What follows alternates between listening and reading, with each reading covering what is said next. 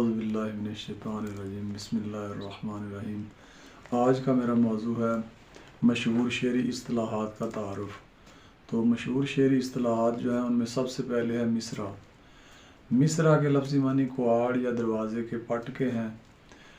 مصرع جو ہے یہ بامعنی الفاظ پر مشتمل ایک ایسی سطر ہے جو اگر نثر کی صورت میں ہو تو یہ فقرہ کہلائے گی، اور اگر نظم کی صورت میں ہو تو یہ مصرع کہلائے گی۔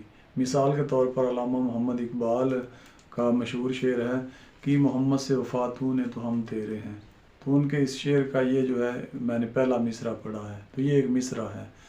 دوسری جو شعری مشہور اصطلاح ہے وہ ہے شعر۔ دو مصرے مل کر شعر بناتے ہیں، ان دونوں مصروں میں ایک ہی خیال اور ایک ہی موضوع کو بیان کیا جاتا ہے۔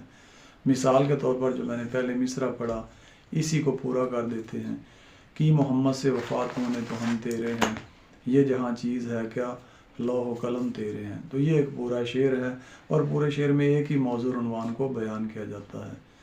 تیسری جو مشہور شعری اصطلاح ہے وہ ہے قافیہ۔ قافیہ جو ہے یہ شعر کے آخر میں آنے والے ہم وزن اور ہم آواز الفاظ کو کہا جاتا ہے۔ یاد رکھیں جو قافیہ کے الفاظ ہوتے ہیں وہ ہم وزن اور ہم آواز ہوتے ہیں، لیکن ان کے جو معنی ہوتے ہیں وہ مختلف ہوتے ہیں۔ مثلا مرزا غالب کی غزل کے دو اشعار سنیے۔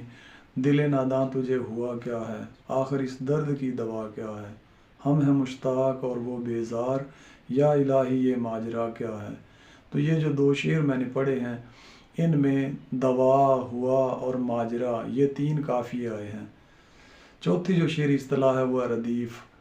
ردیف کے لفظی معنی گھوڑے پر سوار کے پیچھے بیٹھنے والا آدمی ہے، مگر شعری اصطلاح میں جو ردیف ہے اس کے معنی مختلف ہیں۔ شعری اصطلاح میں قافیے کے بعد آنے والے وہ الفاظ جو جوں کے توں بار بار دہرائے جائیں انہیں ردیف کہا جاتا ہے۔ یاد رکھیں جو ہے ردیف جو ہوتی ہے وہ لازمی نہیں ہوتی، جبکہ قافیہ جو ہے یہ لازمی ہوتا ہے۔ مثال کے طور پر مرزا غالبی کی جو غزل میں نے ابھی پڑھی ہے اس کے اشعار سنیے۔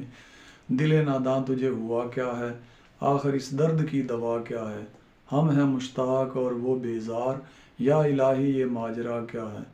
تو یہ جو میں نے اشعار پڑھے ہیں ان میں ردیف کیا ہے، یہ ردیف دو الفاظ ہیں۔ پانچویں شعری اصطلاح ہے مطلع۔ مطلع کے لغوی معنی ہیں طلوع ہونے کی جگہ۔ شعری اصطلاح میں قصیدے یا غزل کے پہلے شعر کو جس کے دونوں مصرے ہم قافیہ و ہم ردیف ہوں تو اسے مطلع کہتے ہیں، وگرنہ وہ غزل یا قصیدے کا پہلا شعر کہلائے گا۔ مثلا دل ناداں تجھے ہوا کیا ہے، آخر اس درد کی دوا کیا ہے۔ تو یہ دیکھیں میں نے مطلع پڑھا ہے، اس کے دونوں مصرے آپس میں بھی ہم قافیہ و ہم ردیف ہیں۔ ہم ردیف ہونا ضروری نہیں ہوتا مطلع میں، ہم قافیہ ہونا چاہیے یا ہم قافیہ و ہم ردیف دونوں بھی ہو سکتے ہیں۔ چھٹی شعری اصطلاح جو ہے وہ ہے مقطع۔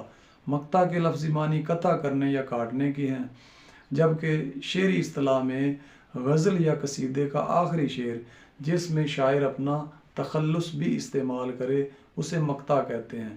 اگر شاعر اس شعر میں اپنا تخلص استعمال نہ کرے تو یاد رکھیں وہ قصیدے یا غزل کا آخری شعر کہلائے گا، وہ اسے مقطع ہم ہرگز نہیں کہیں گے۔ مثلا جو غزل میں نے پڑھی اسی کا مقطع سنتے ہیں۔ میں نے مانا کہ کچھ نہیں غالب، میں نے مانا کہ کچھ نہیں غالب، مفت ہاتھ آئے تو برا کیا ہے۔ تو آج جو ہے ہم نے 6 شعری اصطلاحات کا تعارف پڑھا۔